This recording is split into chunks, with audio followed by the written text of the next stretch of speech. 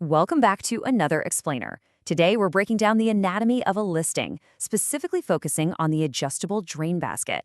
Okay, let's dive into this. Before we get to the actual item, I want you to consider something. How can smart, adjustable design completely transform the utility of limited sink space?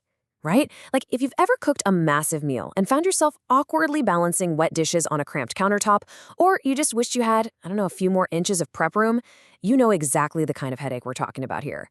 In most kitchens, sink space is absolute prime real estate. Maximizing it, well, that requires some seriously clever engineering. So here's the artifact we're deconstructing today. Take a really good look at this mobile e-commerce listing for a kitchen drain basket. Notice how it instantly communicates its purpose without you having to slog through a single paragraph of product description. Right there in the center, we've got a pair of hands holding this gray and stainless steel basket over an incredibly clean wooden counter and sink setup. It immediately puts the product right in its natural habitat, solving that exact space problem we literally just talked about.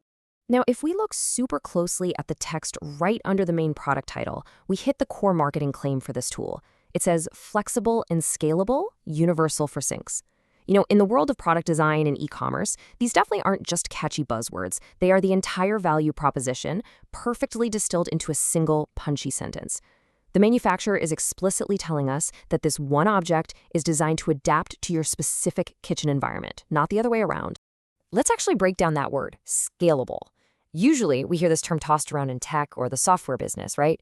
But in this physical, everyday context, it means the capacity to expand or contract in width to perfectly match the dimensions of totally different sink basins. It's essentially the mechanical ability to grow or shrink on demand, exactly when the user needs it to. So the question is, how does this basket actually achieve physical scalability? Well, looking at the engineering here, we find the visual proof of that scalability. Notice the thick gray plastic arms at the ends. They don't just hold the metal, they act as a structural sliding track. Then check out the layered stainless steel bars. They're designed to slide seamlessly past one another, telescoping outward or inward. And this brilliantly illustrates the function. The graphic designers even threw in those light blue directional arrows right beneath the basket just to really emphasize this outward expansion. It's a very subtle visual cue, but it absolutely ensures the buyer grasps the mechanics in an instant. Let's move to and see how this builds our understanding of the product's actual daily application. Direct your attention to the lower half, and you'll spot a second identical basket that's already actively suspended inside the stainless steel sink basin. This totally proves that universal fit claim we saw a second ago. By expanding that sliding track we just analyzed, the edges of the basket rest perfectly on the lip of the sink, bridging that empty gap completely and securely. What this creates is something we can call suspended utility.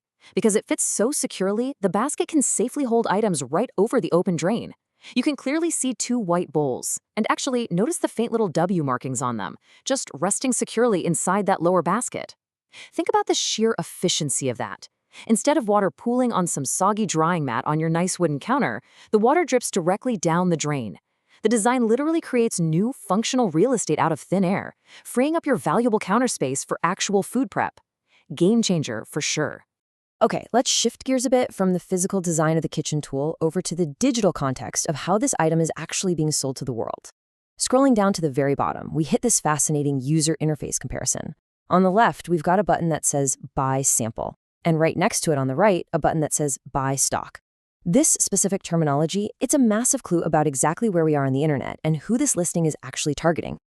Let's piece together the marketplace context clues we have here.